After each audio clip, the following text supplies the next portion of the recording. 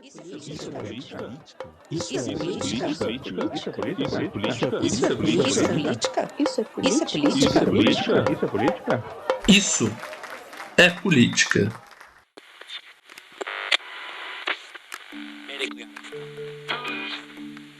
Som bonito, som formoso. Opa! Isso é política. E eu sou Pedro Scanfella. Hoje temos o 4º episódio da série 2022. Somos Todos Eleitores. O 5º dessa nossa primeira temporada. Enfim, o objetivo da série é compreender temas relevantes sobre o universo das eleições do ponto de vista de alguém que participou do processo internamente, nosso pesquisador social titular da casa, Marcelo Ferraro. Caso você não tenha ouvido o episódio anterior, escuta lá, a gente espera.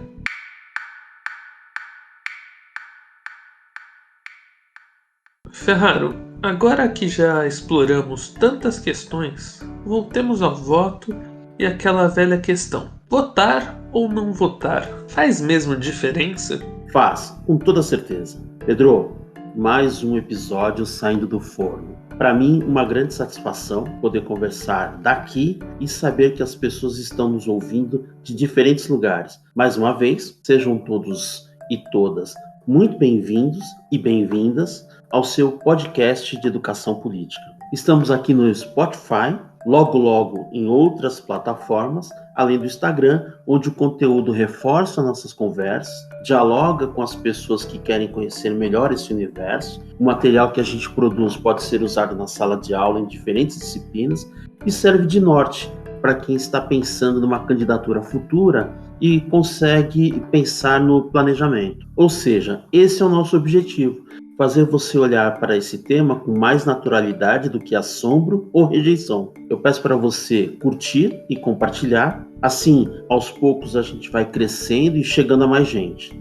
E também tem o Twitter, onde interagimos mais com as pessoas. E vamos agradecer muito as mais de 5.000 pessoas que tiveram pelo menos um contato rápido com as nossas publicações nas redes sociais. Obrigado. E você que nos ouve da Oceania, da Ásia e da América do Norte, obrigado e continue nos ouvindo. Pedro, feitos os agradecimentos, penso eu aqui com os meus botões que quem escolhe ir votar ou faltar no dia das eleições vai pagar impostos do mesmo jeito no dia seguinte e colher os mesmos resultados do que o governo produz. É comum ouvir das pessoas que não votam ou anulam o voto que ninguém me representa. Eu penso o seguinte: ou estou diante de uma pessoa muito exigente, ou de uma pessoa com sérias dificuldades de entender as coisas como elas de fato são. Detalhe: essas pessoas acham que os direitos que elas possuem caíram dos céus como as tábuas dos mandamentos. Esquecem que o Estado e as conquistas da sociedade é obra da divindade humana, ou seja, dos esforços coletivos. Ou melhor, as conquistas da sociedade, o voto feminino, o SUS, a escola, a aposentadoria, as férias, o salário, são algumas dessas lutas que as pessoas dentro e fora do governo travaram. O que eu e você devemos ter em mente é que os erros e acertos dos políticos, independentemente do cargo que ele venha ocupar, no executivo ou no legislativo, é responsabilidade do eleitor também, que escolheu e paga impostos. Responsabilidade tanto de quem foi votar, quanto de quem faltou no dia da votação ou de quem foi votar e optou por branco ou nulo. É preciso entender que quem falta no dia da votação ou quem anula o voto e se vê sem responsabilidade do resultado está redondamente enganado. Há sim uma responsabilidade, e se você decide por não exercer seu direito de voto, você deve estar consciente dos impactos que isso causa. Você pode até dizer que não gosta da política, como dissemos no primeiro episódio, que é comum ouvir, mas você paga por aquilo que a política produz. Então, se o governo erra ou acerta, para o bem ou para o mal, o dinheiro saiu do seu bolso.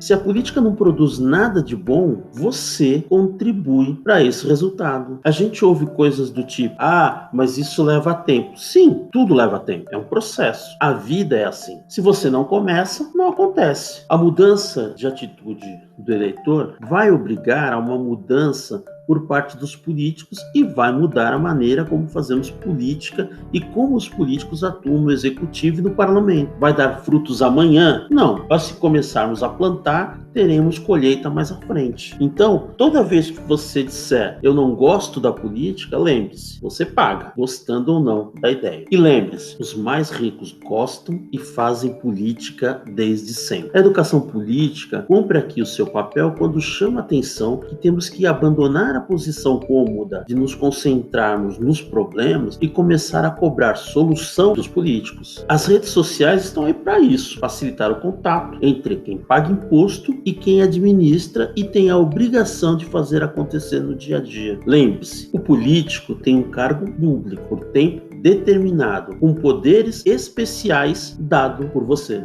Votar é decidir o destino. Não votar é se render. Por tudo que a gente já falou aqui, fazer uma escolha ruim na urna altera o resultado final? Pedro, escolha ruim, resultado ruim. Ah, mas vai melhorar. Não vai. Isso é crendice. Acho importante dizer que essa é uma escolha que fazemos do tipo racional. Uma escolha objetiva. Como tudo na vida, pelo menos na minha opinião, se você faz uma escolha ruim, a chance do resultado ser ruim é enorme. Particularmente, a renovação política passa necessariamente pela qualidade de homens e mulheres que se apresentam numa disputa e vencem uma eleição. Agora, notar essa qualidade passa necessariamente pela qualidade da informação que o eleitor tem à disposição antes de escolher e da escolha que ele faz. Não tem sorte, não tem Deus, é escolha. A qualidade de cada legislatura, ou seja, a qualidade dos trabalhos que se faz na Câmara dos Vereadores, nas Assembleias e no Congresso Nacional, depende da qualidade das pessoas que escolhemos nas urnas, da minha e da sua escolha. Daí a importância de se conhecer e de escolher bem um candidato antes de dar a ele o seu sim nas urnas e descobrir que foi um erro. O resultado dos trabalhos depende dessa gente eleita, que precisa entender o seu papel na política e o peso da responsabilidade do cargo. Eu e você somos responsáveis pelas escolhas que fazemos e pelos resultados que são gerados em nossas vidas. E na política é a mesma coisa. Você pode ser voto vencido, mas foi lá e disse qual era a sua opção. Por exemplo, não faz mais sentido o eleitor falar que os políticos não fazem nada em pleno século XXI e ouvir dos políticos eu tentei fazer e não me deixaram, porque ambos sabiam o que estavam fazendo quando decidiram participar. Política, como dissemos no outro episódio, é uma ferramenta para conduzir o governo, diz respeito às nossas vidas e envolve o nosso dinheiro. Daí porque chama atenção para a necessidade do amadurecimento político da população brasileira. Ninguém está dizendo para você se entregar de corpo e alma a nada, mas na hora de escolher você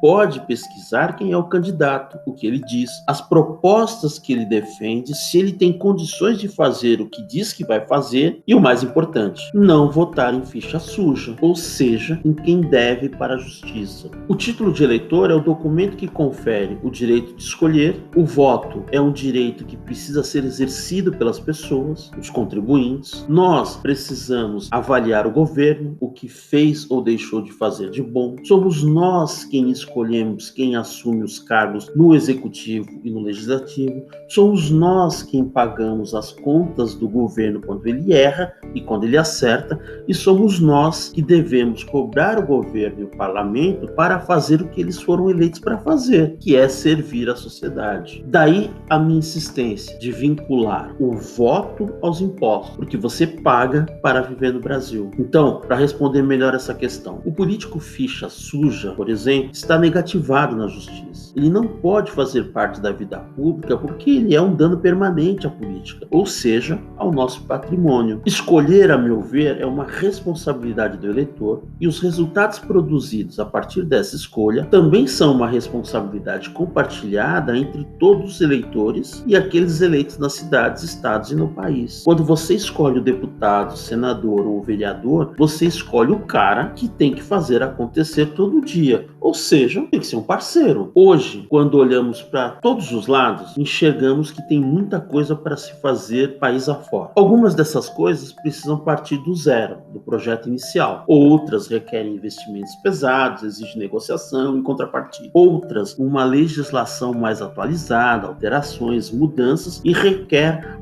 apoios dos demais pares, e outras apenas uma atenção mais de perto do parlamentar para a coisa toda acontecer. Ou seja, é um trabalho complexo que exige muito das pessoas. Mas todos estão preparados? Por exemplo, desemprego, desigualdade, pobreza, receitas e ampliação da demanda por investimentos e políticas públicas, mudanças climáticas, água, resíduos sólidos, degradação ambiental, são problemas que afetam as pessoas e as cidades e precisam ser enfrentados com senso de urgência e determinação pelo deputado no parlamento e junto ao governo. Você acha que o seu candidato tem as respostas sobre como resolver temas ligados à sustentabilidade? Ou ele não tem a menor ideia? Quando você escolhe errado, tem que conviver com o erro por um tempo, mas só na democracia você tem a chance de escolher de novo e acertar. Então, aperfeiçoar as leis, as instituições e punir quem não aceita as regras do jogo é uma responsabilidade conjunta. Aprender a decidir é uma responsabilidade nossa e um sinal de amadurecimento. Ferraro, agora que já refletimos sobre isso tudo, parece-me propício levantar uma questão que engloba muito das outras também, que a gente já deu umas pinceladas por aqui. No final das contas, o que é um parlamentar? Boa pergunta. Pedro, o vereador da sua cidade, o deputado estadual, o federal e o senador são parlamentares. Todos eles trabalham no legislativo, que é a casa onde se fazem as leis. Leis que governam as cidades, os estados e o país, e eles representam a população junto ao governo, na sua cidade, no seu estado e no Congresso Nacional. Então, o parlamentar ajuda a governar. E isso tem que ficar bem claro, né? Trabalhando no legislativo, que tem como função fiscalizar as ações do governo, analisar as contas públicas, a arrecadação, despesa e investimento, que estão descritas ali no orçamento público. Ele pode e deve propor projetos de leis, mudanças e alterações na legislação municipal, estadual e nacional. E dependendo de onde ele atua, enviar recursos para os bairros e cidades para serem usados e investidos em serviços públicos e obras públicas ou sociais da comunidade, que vai beneficiar você, direta ou indiretamente, e também destinar recursos para saúde, educação, assistência social, ciência, tecnologia, agricultura, micro e pequenos negócios, entre outros tantos temas. Mas não é só isso. Dentro das obrigações constitucionais dos parlamentares está o acompanhamento dos trabalhos do executivo, do presidente, do governador, do prefeito e dos secretários, como a gente já disse. No cumprimento dessas obrigações, cabe avaliar as escolhas que o governo faz no dia a dia e, a meu ver, fortalecer a transparência na gestão da coisa pública, como descrito na Constituição, e tornar o acesso à informação e o controle social do poder público mais democrático. Ou seja, ele fiscaliza e cobra providências do governo. O parlamentar também discute um tema importantíssimo, que é o orçamento público, uma peça fundamental na democracia que visa a distribuição racional e efetiva de recursos públicos, que tem como objetivo o combate à desigualdade e a promoção do desenvolvimento, e que futuramente vamos explicar melhor como ele é definido. Infelizmente, nós, brasileiros, ignoramos o poder político e econômico que o Congresso, as Assembleias Legislativas e as câmaras dos vereadores têm nas mãos, além de ainda termos uma memória fraca, devido principalmente à forma como somos educados em relação à política. Daí a razão da publicidade, da transparência, do acompanhamento, da fiscalização, da denúncia, da investigação, da punição e da cassação dos políticos. Essa vaga exige de uma pessoa que não precisa saber de tudo, mas que saiba se cercar pelo menos de bons assessores, consultar as organizações e, definitivamente, trabalhar. Perfeito. E vale lembrar aqui que no dia 14/9 agora de 2022, o Congresso em Foco lançou o Cartão da Transparência. É um site no qual você, cidadão e eleitor, pode receber informativos de como e quanto cada deputado, à sua escolha, gasta dos recursos que tem direito. Quase como se estivessem gastando do seu próprio cartão. Ferraro, no começo dessa série 2022, Somos Todos Eleitores, você comparou as vagas no Legislativo, no Parlamento, a outras vagas de emprego. Então, acho importante oferecer informações sobre esse emprego, porque talvez a maioria não saiba. Como funciona a atividade parlamentar no dia a dia e quanto recurso eles têm? Pedro, ninguém mais discute uma coisa no Brasil, mas os parlamentares trabalham às terças, quartas e quintas, pelo menos no Congresso Federal. Ao passo que isso tem certas variações de estado para estado, das assembleias legislativas, e difere nas câmaras dos vereadores nas mais de 5.000 cidades do país. Nesses dias de atividade dentro do parlamento, eles atuam em comissões temáticas, onde acontecem votações de projetos que podem ir ou não a plenário, votação de requerimentos de convocação e pedidos de informação, e no plenário eles usam a tribuna para discursos e para sessões de votação.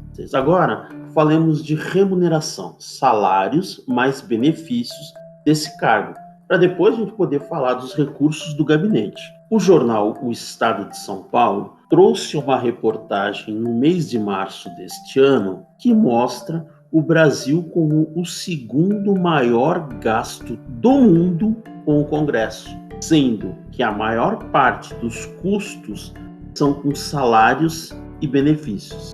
O congressista brasileiro, parlamentar, ou deputado federal e senador, recebem o salário mensal, mais o 13º salário e uma ajuda de custo anual que corresponde ao 14º e ao 15º salário. Eles também recebem o auxílio moradia ou um apartamento funcional, um carro oficial ou até 2 carros no caso dos senadores, assistência médica, odonto e psicossocial, sendo que no caso dos deputados federais, eles têm um serviço próprio de saúde na Câmara e os senadores um plano de saúde vitalício, ou seja, até o fim da vida. E também recebem um telefone celular para ambos os cargos, ou seja, eles são bem mimados pelos contribuintes brasileiros. A Constituição Federal diz ainda que no caso de um deputado estadual, o salário dele deve representar 75% do valor pago a um deputado federal, mas mantém boa parte das outras vantagens, dos benefícios. Aliado a esses valores, também recebem recursos para o gabinete. No caso dos deputados federais, eles recebem um valor conhecido como potão, que inclui passagens aéreas e fretamentos de aeronaves, cota postal para correspondência e telefonia, combustível e os encargos relativos aos carros, consultorias, divulgação do mandato, aluguel de escritório político, assinatura de publicação e serviços de TV e internet, contratação de serviços de segurança. Já os senadores recebem uma verba indenizatória, ou seja, um ressarcimento para todos os tipos de gastos que possam ocorrer, seguindo as mesmas linhas dos gastos patrocinados aos deputados, além de quantidades específicas de materiais para impressão, fotocópia e material de expediente. Ou seja, todos eles recebem recursos para os seus escritórios em Brasília e nas suas cidades. O mesmo acontece com os deputados estaduais e os vereadores, mas os recursos variam de estado para estado e de cidade para cidade. Também vale lembrar que o parlamentar tem à sua disposição anualmente a emenda parlamentar, que é um instrumento do legislativo para o orçamento. Por meio dessas emendas, os parlamentares procuram aperfeiçoar a proposta do orçamento, adicionando recursos nas áreas de interesse, nas cidades e nas regiões. As emendas são uma forma de direcionar os investimentos e escolher prioridades a partir do parlamento. Além das emendas individuais, também existem as coletivas, como as de bancada, produzidas em conjunto pelos deputados. Nesse sentido, qual a sua visão do que deveria ser o mandato de um parlamentar? O que você indica que fiquemos de olho nas candidaturas? Pedro, dissemos desde o início que nas eleições você tem direito à voz, ou seja, parlamentar no legislativo. Expressa a opinião dos eleitores, do cidadão e do contribuinte na relação com o governo.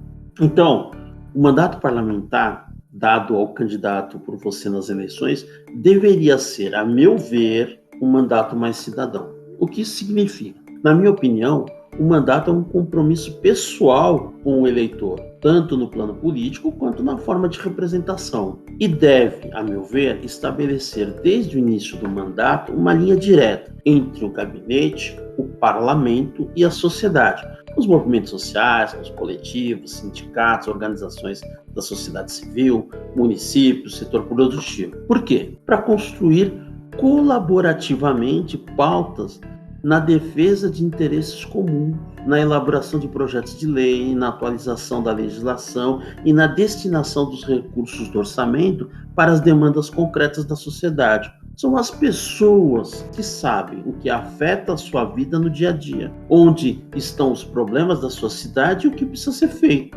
Mas mais do que ser um mandato cidadão, os parlamentares precisam estar abertos. Pedir o voto é fácil. Dar as respostas às pessoas é que é mais difícil.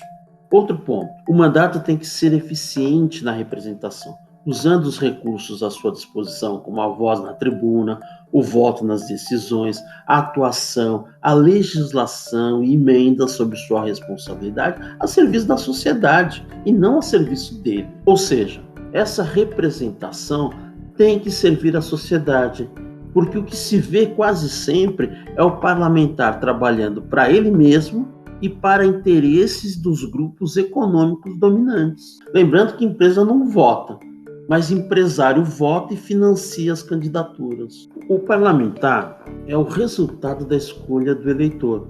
Então, o mandato tem que ser empenhado numa atuação técnica, política e mais cidadã. Idealmente, não participar de troca-troca, em troca de vantagens pessoais e nem compactuar com a prática da rachadinha. Defender a coisa pública, combater a corrupção em qualquer frente, fortalecer o serviço público, garantir a participação popular, valorizar o funcionalismo, a democracia, os direitos humanos e os interesses do contribuinte. Isso é espírito público. Para mim, a ideia da colaboração hoje está mais presente na vida social e deve fazer parte da vida política.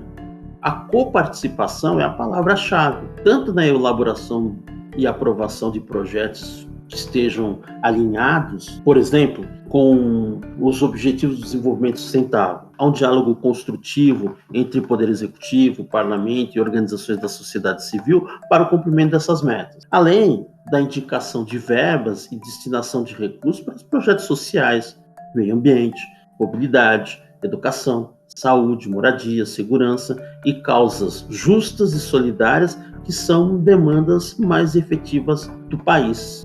Ou seja, os mandatos ficariam muito mais propositivos. Por fim, a despeito das disputas político-partidárias, entendo que analisar e trabalhar na aprovação de pautas que sejam de interesse da sociedade civil e do mandato deve acontecer independentemente da coloração ideológica. Para concluir, o parlamentar deveria assumir o compromisso, na minha opinião, de publicar anualmente um balanço de todas as ações, contas, agenda, projetos elaborados, rejeitados, aprovados, comissões, temas, indicação de verba, reuniões, encontros e viagens a serviço do mandato. Esse deveria ser o compromisso dele. Poxa, eu acho que é isso. Acho que cobrimos diversas questões e fomentamos um debate, mesmo que breve, sobre a política nesse período pré-eleitoral. Mas espera, que mesmo que o episódio esteja no fim, a série ainda vai se alongar um bocadinho. No nosso próximo episódio,